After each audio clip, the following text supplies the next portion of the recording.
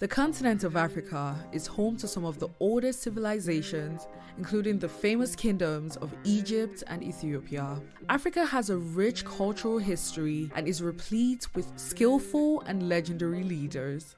Besides, the ancient kingdoms of Africa have produced some of the world's greatest warriors and powerful kings. These kings were very influential and they were revered by their subjects, for they ruled with authority, credibility, and sagacity. The most powerful African kings in history you need to know about are Ndebis of Aksum. Ndebis reigned from 270 to 300 CE in Aksum in East Africa, comprising of Ethiopia and Eritrea. Aksum was a powerful Northeast African empire which rose to prominence following the decline of the ancient Egypt and Nubia. Ndebis was the first African leader to mint coins of gold, silver, and bronze. He is also famed for conquering Nubia, and what is more, he controlled the Horn of Africa across Eritrea, the Red Sea, and into the Arabian Plateau. Sundiata Keita. Sundiata Keita is the renowned founder of the ancient Malian Empire. His name means Lion Prince. Sundiata reigned between 1235 to 1255. His territory consisted of Gambia, Guinea, Guinea-Bissau, Ivory Coast, Mali, Mauritania, Niger, and Senegal, all of which he conquered. He incidentally is known as the Prince of the Mandinka people. He laid the foundations for a powerful and a wealthy empire. Under his leadership, in fact, Mali created the first oral charter for human rights, the Mandin Charter, which contained abolition of slavery, education, and food security. Amenhotep III of Egypt. Amenhotep III was one of Egypt's greatest pharaohs and the most successful of the 18th dynasty. He was the father of the famed heretic pharaoh Akhenaten. During his reign from 1388 to 1351 BC, Egypt enjoyed wealth, peace, and stability. On top of that, he commissioned several magnificent building projects, monuments, and the first man-made lake outside his palace. Over the course of his reign, Egypt had an exceptional influence in foreign policy as well as diplomacy, which he handled along with his spouse, Queen Tiye. When Amenhotep III passed away, he left behind a country that was at the pinnacle of power, influence, and charisma.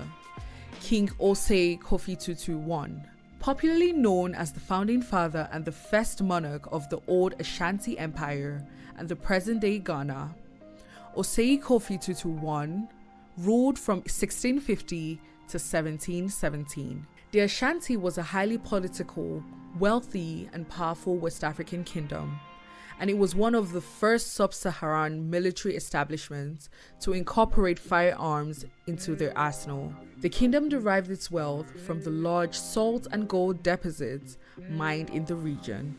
Oba Eware. Oba Eware is known as the first king of the Benin Empire and one of the first warrior kings of West Africa. It's chronicled that during his reign from 1440 to 1473, he conquered at least 201 surrounding towns and villages. Together with that, Eware and his son and successor, Oba Ozolua, were responsible for establishing a viable foreign trade in Benin.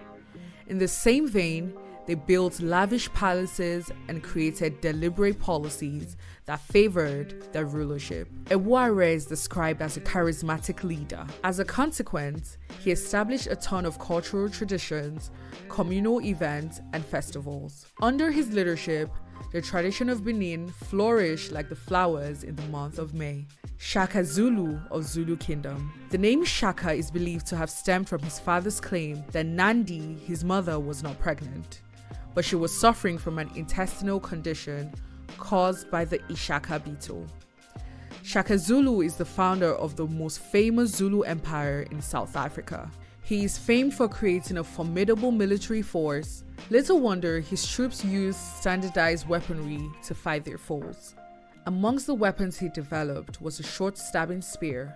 During his brutal reign from 1787 to 1828, his troops killed a total of 2 million enemies. To date, it is common knowledge that Zulu warriors are exceptionally brilliant at combat. The military innovation adopted by Shaka Zulu helped to cultivate their fearsome reputation, but he did not always resort to war.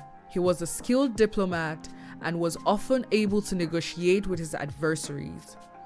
At the height of his 10-year reign, Shaka ruled over 250,000 people and commanded more than 50,000 warriors. His rule was cut short when he was assassinated at the age of 40 by his brothers.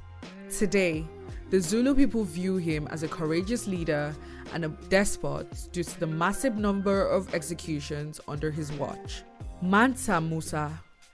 Mansa Musa was the king of the Malian kingdom between 1306 and 1332 AD. His real name was Musa Keita, but he adopted Manta, which means king of kings or emperor. What is more, he was the 10th emperor of his kingdom and the 10th Musa of the Manta dynasty.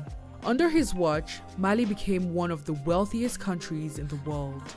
In fact, Forbes named him the richest man of all time. He is famed for enriching Timbuktu and establishing libraries, mosques, palaces, and Islamic universities. His legendary pilgrimage to Mecca, with over 60,000 attendants, and the lavish outpouring of gold to the poor across the Sahel region, Egypt, and the Middle East was chronicled by lots of people. The foregoing is believed to have drawn the attention of the Spanish crown and the attraction of Europeans to West Africa.